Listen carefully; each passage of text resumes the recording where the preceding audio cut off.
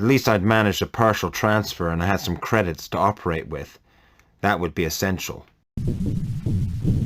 Old memories flashed through my mind, searing into my brain. Something was very wrong. Passing out in flashbacks wasn't a good sign. I had to figure a way to get this data out of my head before it did any more damage. Somehow, Burn Cycle must be a new virus.